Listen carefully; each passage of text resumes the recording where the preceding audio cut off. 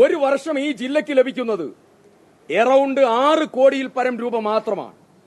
ശമ്പളം കൊടുക്കാനും ഇവിടെയുള്ള വനപരിപാലനത്തിനും ഇവിടെയുള്ള പ്രതിരോധ നടപടികൾക്കും കോമ്പൻസേഷനും എല്ലാം കൂടെ ഇതിന്റെ 10-1 തുക ഇതുണ്ടോ? 10-1 തുക ഇതുണ്ടോ?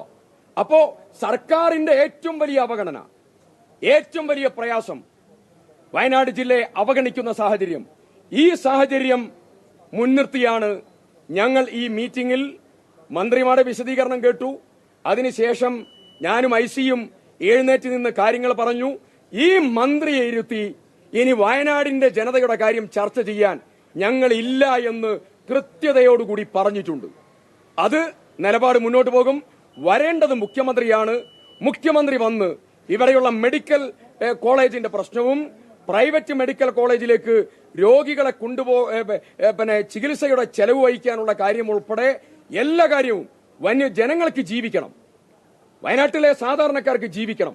ആ ജീവിക്കാൻ ഇന്ന് പ്രയാസകരമായ സാഹചര്യമാണ്. ജനം ഈയാമ്പാറ്റകളെ പോലെ വന്യമൃഗത്തിന് എറിഞ്ഞുകൊടുത്തിരിക്കുകയാണ് സർക്കാർ. ആരാണ് ഉത്തരവാദി എന്ന് ചോദിച്ചാൽ അതിന്റെ ഉത്തരവാദി ഫസ്റ്റ് അക്യൂസ്ഡ് കേരളത്തിലെ സർക്കാരാണ്. പോളിന്റെ മരണം, തോമസിന്റെ മരണം ചികിത്സ കിട്ടാതെയാണ്. ഒന്നാമത്തെ പ്രതി ഗവൺമെന്റാണ്. ആ ഗവൺമെന്റ് അതിന്റെ നാഥനായ മുഖ്യമന്ത്രി തന്നെ ഇവിടെ വരണം. തിരിഞ്ഞു നോക്കാത്ത മന്ത്രിയുടെ ചർച്ചയുമായി മുന്നോട്ട് പോകാൻ ഒരിക്കലും ഒരുക്കമല്ല എന്നുള്ളത് കൂടെ ഇവിടെ കൃത്യമായി സൂചിപ്പിക്കാൻ ആഗ്രഹിക്കുന്നു. കേന്ദ്ര സർക്കാരിന്റെ, സംസ്ഥാന സർക്കാരിന്റെ ഇത്തരം നടപടികൾ അടിയന്തരമായി തിരുത്തണം. സംസ്ഥാന മുഖ്യമന്ത്രി ഇവിടെ വരണം. ഈ മന്ത്രിയെ അടിയന്തരമായി ജില്ലയുടെ ചുമതലയിൽ നിന്നും വനം മന്ത്രി ചുമതലയിൽ നിന്നും മാറ്റാൻ ആവശ്യമായ നടപടി സ്വീകരിക്കണം. ജനങ്ങൾ അരക്ഷിതാവസ്ഥയിലുള്ള സമയത്ത് അതൊന്നും കാണാതെ മുന്നോട്ട് പോകുന്ന ഈ നടപടി അത്യന്തം ഗൗരവതരമാണ്. അതിന്റെ ജനവികാരം ഏറ്റെടുത്തുകൊണ്ടാണ് ഈ ബഹിഷ്കരണം ഇവിടെ പ്രഖ്യാപിച്ചിട്ടുള്ളത്. വയനാടിന്റെ പൊതുവായ ഒരു വിഷയമാണ്. മന്ത്രിതല സംഘം നേരിട്ട് എത്തിയിട്ടുണ്ട്. അപ്പോൾ അത്തരൊരു ഘട്ടത്തിൽ ഈ പൊതുവിഷയം അഡ്രസ് ചെയ്തുകൊണ്ട് ജനങ്ങളുടെ പ്രശ്നങ്ങൾ അവിടെ നേരിട്ട് അവതരിപ്പിക്കുന്നതിന് പകരം മാധ്യമങ്ങൾക്ക് മുമ്പിൽ വന്ന് പല ആവശ്യങ്ങളും പറയുകയും മുഖ്യമന്ത്രി ഞങ്ങൾ ഉള്ളിൽ ഏതൊക്കെ പറഞ്ഞില്ല എന്ന് നിങ്ങൾക്കറിയോ? ഞങ്ങൾ പറയട്ടെ നിങ്ങൾ ചോദ്യം ചോദിച്ചല്ലോ, ഞാൻ പറഞ്ഞോട്ടെ. നിങ്ങൾ ചോദ്യം ചോദിച്ചതിന് മറുപടി പറയട്ടെ. ഞങ്ങൾ ഏതൊക്കെ പറഞ്ഞില്ല എന്ന് നിങ്ങൾ കേട്ടില്ലല്ലോ. ഒന്ന്, ഞങ്ങൾ മുഖ്യമന്ത്രിയുടെ മീറ്റിംഗിൽ അക്കമിട്ട് നിരത്തിയ എല്ലാ കാര്യങ്ങളും പറഞ്ഞല്ലോ. 2, ഈ മന്ത്രി നേരത്തെ വിളിച്ച എല്ലാ മീറ്റിംഗിലും പ്രിയപ്പെട്ട IC ബാലകൃഷ്ണൻ ഞാനും പങ്കെടുത്തല്ലോ. ഞങ്ങൾ ആരെങ്കിലും ബഹിഷ്കരിച്ചോ? എവിടെയെങ്കിലും ബഹിഷ്കരിച്ചോ? ഞങ്ങളുടെ ജനങ്ങളുടെ സെന്റിമെന്റ്സ് മുഴുവൻ ഞങ്ങൾ ഷെയർ ചെയ്തല്ലോ. ഞങ്ങൾ പദ്ധതികൾ വേണം, പരിപാടികൾ വേണം. ജനങ്ങളെ, കൃഷിയിടത്തെ സംരക്ഷിക്കണം, അവരുടെ സ്വത്തിനെ സംരക്ഷിക്കണം, വനത്തിനകത്ത് ആവാസ വ്യവസ്ഥ പുനഃക്രമീകരിക്കണം. എല്ലാം ഞങ്ങൾ പറഞ്ഞല്ലോ. മാസ്റ്റർ പ്ലാൻ ഉണ്ടാക്കണം, അതിന്റെ ഇംപ്ലിമെന്റേഷൻ വേണം. എല്ലാം ഞങ്ങൾ പറഞ്ഞാണല്ലോ. എന്താ നടന്നത്? പറയണം, എന്താ നടന്നത്? തുടർച്ചയായി പറഞ്ഞുകൊണ്ടിരിക്കാൻ ഞങ്ങൾ വിഡ്ഢികളുടെ സ്വർഗത്തിലല്ല. ബധിരമൂക കർണങ്ങളിൽ ഞങ്ങൾ പറയുമ്പോ പ്രതിഷേധം ആളിക്കത്തും, സ്വാഭാവികമാണ്. ആ പ്രതിഷേധമാണ് ഞങ്ങൾ രേഖപ്പെടുത്തിയത്. മാത്രമല്ല, ഇതിന്റെ അകത്ത് ഇത്ര ഗൗരവമുള്ളൊരു യോഗം എന്ന് പറയുന്നു. ഞാൻ ചോദിക്കട്ടെ, വനവകുപ്പ് മന്ത്രി ഇവിടെ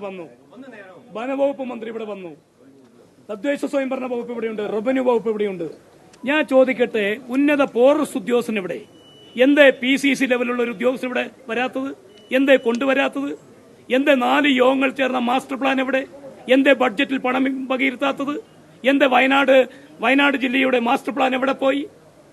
ഞാൻ ചോദിക്കട്ടെ, ഇവിടെ വന്നിട്ട് മന്ത്രിമാർ ചോദിച്ചല്ലോ ചോദ്യം.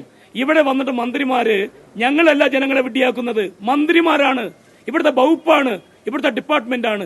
ഞാൻ ചോദിക്കട്ടെ, ഈ ജില്ലയില് ഫോറസ്റ്റിന്റെ സ്റ്റാഫ് പാറ്റേൺ വർദ്ധിപ്പിക്കുന്നവർ എവിടെയാണ്? മന്ത്രി ഒരു 1.5 വർഷം മുന്നേ പ്രഖ്യാപിച്ച എക്സ്ട്രാ RRT എവിടെയാണ്? നിങ്ങൾക്കറിയോ, ഈ ജില്ലയില് 12-4 ഗണ്ണ്, ആകെ 4, 5, 6 ഗണ്ണാ ഉള്ളത്. വാഹനം എവിടെ? ഇന്ന് ഉദ്യോഗസ്ഥന്മാരൊക്കെ കടുപിറങ്ങിയെടുത്തും ആന ഇറങ്ങിയെടുത്തുണ്ടല്ലോ. എന്തേ മറ്റു ജില്ലകളിൽ നിന്ന് ഇത്ര വിഷയാർത്ഥമുള്ള ഈ ജില്ലയിൽ എന്തുകൊണ്ട് സ്പോർട്സിനെ ഭിന്നയിപ്പിച്ചിട്ടില്ല? ആരാണ് ഇതിന് ഉത്തരവാദി? MLA കഴിയോ? ഈ വിഷയം ഞങ്ങൾ നിയമസഭയിൽ ചൂണ്ടിക്കാണിച്ചപ്പോൾ എന്തേ ഗവൺമെന്റ് അത് ഇടപെടാത്തത്? എന്തേ മന്ത്രി ഇടപെടാത്തത്? അതുകൊണ്ട് തന്നെയാണ് പ്രതിഷേധം. അല്ലാതെ മന്ത്രിമാരെ ഞങ്ങൾ ബഹിഷ്കരിച്ചതല്ല. ജനങ്ങളോട് അഭിമുഖീകരിക്കേണ്ടത് ഞങ്ങളാ. പോളിന്റെ വിഷയത്തിലും അജീഷിന്റെ വിഷയത്തിലും ഞങ്ങളൊക്കെ ഇടപെട്ടിട്ടുണ്ടല്ലോ. ഇത് ഇവിടുത്തെ ജനങ്ങളുടെ പ്രതിഷേധം കുറച്ചു കാണുകയാണ് ഈ മന്ത്രിസഭ, മന്ത്രിമാര്. അതുകൊണ്ട് തന്നെ ഞങ്ങൾ പ്രതിഷേധിച്ചത്. ഞങ്ങൾ അക്കമിട്ട് നിരത്തിയല്ലോ. ഇപ്പോഴല്ല, ഞങ്ങൾ കുറെ കാലങ്ങളായി പറയുന്ന വിഷയങ്ങൾ കടലാസിലല്ലാതെ എവിടെയാണ് നടപ്പായിട്ടുള്ളത്? എവിടെയാണ് നടപ്പാകാൻ ഗവൺമെന്റ് തീരുമാനമെടുത്തിട്ടുള്ളത്? ഏതെങ്കിലും ഒരു പദ്ധതി കാണിച്ചു തരാൻ പറ്റുമോ? ഞാൻ ചോദിക്കട്ടെ, വടക്കനാട് സമരം നിങ്ങൾ എല്ലാവരും സാക്ഷ്യം വഹിച്ചതാണല്ലോ. അന്ന് 6,37,00,000 രൂപ അനുവദിച്ചു. 6,37,00,000 രൂപ. എന്തേ വടക്കനാട് മേഖല അത് ഇംപ്ലിമെന്റ് ചെയ്യാത്തത്? എന്താ നിങ്ങൾ അതൊന്നും കാണുന്നില്ലേ? നിങ്ങൾ ചോദിക്കണം. അന്നത്തെ സമരത്തെ ഗൗരവമായി മന്ത്രിസഭ ചർച്ചയ്ക്ക് വിധേയമാക്കിയത് നിങ്ങളൊക്കെ കൊടുത്ത റിപ്പോർട്ടിന്റെ അടിസ്ഥാനത്തിലാണ്. ഞങ്ങളൊക്കെ ഇടപെടലിന്റെ ഫലമായിട്ട് 6,37,00,000 രൂപ അനുവദിച്ചിട്ട് എവിടെയാ അത് ഇംപ്ലിമെന്റ് ചെയ്തത്? വടക്കനാട് ഗ്രാമത്തിലെ ജനങ്ങളെ അവഗണിച്ചില്ലേ?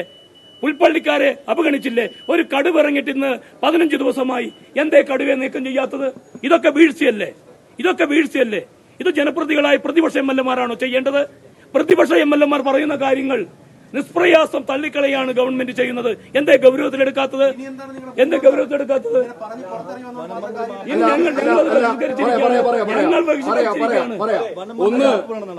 മനവം ഈ ജില്ലയുടെ ചാർജ് ഒഴിവാകണം. ഈ ഉത്തരവാദിത്തത്തിൽ നിന്ന് എംഎൽഎമാർ എന്ന നിലയിൽ നിങ്ങൾ എങ്ങനെ മാറി നിൽക്കാൻ പറ്റും? ഞങ്ങൾ ഒരിക്കലും മാറിയില്ല. ഒരു മിനിറ്റ്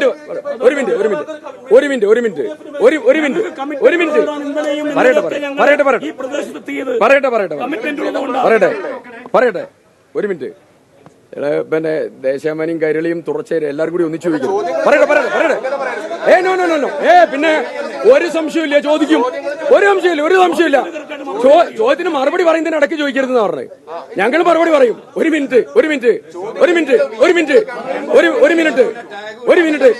മിനിറ്റ്. നിങ്ങൾക്ക് സർക്കാരിന് വെള്ളം പൂശാൻ ഒരു മിനിറ്റ്.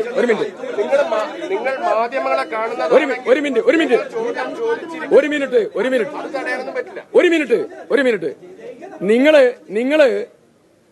ചോദ്യം ചോദിക്കുമ്പോ മറുപടി പറയുന്നതിനിടെ വേറെ ചോദ്യം ചോദിക്കാതിരുന്നാൽ മതി. ഞങ്ങൾക്ക് ഈ നാട്ടിലെ വിഷയത്തെ സംബന്ധിച്ചുള്ള കൃത്യമായിട്ടുള്ള ബോധ്യത്തിന്റെ അടിസ്ഥാനത്തിലാണ് ഞങ്ങൾ നിലപാട് സ്വീകരിച്ചത്. അവഗണിക്കുന്ന സർക്കാരിനെതിരെ ജനങ്ങളെ അണിനിരത്തി പ്രക്ഷോഭം ഞങ്ങൾ ആരംഭിച്ചിട്ടുണ്ട്. ആ പ്രക്ഷോഭം മുഖ്യമന്ത്രിയെ കൊണ്ടും ഗവൺമെന്റിനെ കൊണ്ടും തീരുമാനങ്ങൾ ഞങ്ങൾ എടുപ്പിക്കും. ചർച്ചയല്ല വേണ്ടത്, തീരുമാനമായി. നിങ്ങൾ അറിയോ, കേരള അസംബ്ലിയിൽ ബഹുമാന്യനായ ശ്രീ IC ബാലകൃഷ്ണൻ MLA വേദനയോടുകൂടി ഈ ജില്ലയുടെ വിഷയങ്ങൾ പറയുകയാണ്. ആ ജില്ലയുടെ വിഷയങ്ങൾ പറഞ്ഞപ്പോ കേരളത്തിന്റെ വനമന്ത്രി പറയാണ് ലജ്ജിക്കുന്നു. ആരോടാ ലജ്ജ? ഞാൻ ചോദിക്കുന്നു, ഇവിടെയുള്ളതായിരിക്കുന്ന മരിച്ച പോളിന്റെ വീട്ടില്, അജീഷിന്റെ വീട്ടില്, തോമസിന്റെ വീട്ടില്, ലക്ഷ്മണന്റെ വീട്ടില്, തങ്കച്ചന്റെ വീട്ടില് ഈ വനമന്ത്രി ഒന്ന് പോയോ? ആ പോകാത്ത വനമന്ത്രി ഇരുത്തി ഞങ്ങൾ ചർച്ച ചെയ്യണമെന്നാണോ നിങ്ങൾ പറഞ്ഞത്? ഇവിടെയുള്ള ജനതയുടെ സെന്റിമെന്റ്സ് മനസ്സിലാക്കാതെ അദ്ദേഹത്തിന്റെ കൂടെ ഇരുന്ന് ചായയും കാപ്പിയും കുടിച്ച് ഞങ്ങൾ പോകണം? അതിന് ഞങ്ങൾ കിട്ടില്ല. ഈ ജില്ലയുടെ സെന്റിമെന്റ്സ് ഷെയർ ചെയ്യാത്ത ഒരു മന്ത്രിയുടെ കൂടെ ഇരുന്ന് ചായയും കാപ്പിയും കുടിച്ച് ചർച്ചയ്ക്കിരിക്കാൻ UDF MLA-മാരും ഞങ്ങൾ ഒരുക്കല്ല. അതാണ് തീരുമാനം. ഇനി ഇതിവിടെ കൺക്ലൂഡ് ചെയ്തു, അവസാനിച്ചു.